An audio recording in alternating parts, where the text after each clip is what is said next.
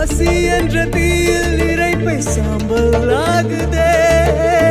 மனிதநேயம் எங்கே இங்கே செத்து போனதே.